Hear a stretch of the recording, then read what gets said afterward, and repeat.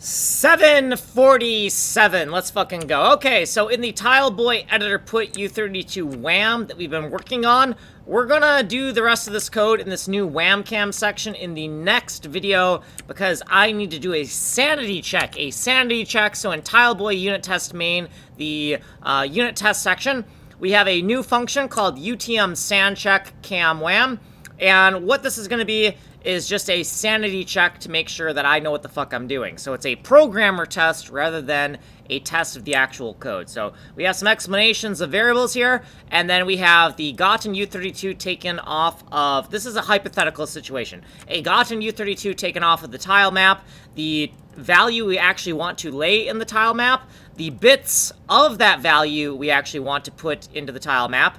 So these are the bits that are actually going to be overwritten of this number, and we're going to overwrite them with bits taken from here. And then we have the old bits, which are the old bits from here. We have the new bits, which are the bits we're going to take from here to put into here. And then we have the new hybrid value that is a combination between old bits and new bits, and we're going to take this value and overwrite this gotten value, right? We're going to put this value back into the texture. This is the original value we got from the texture. We have some diagram footnotes here to grab onto some visuals if you need them, and then here are more explanations of what different variables mean.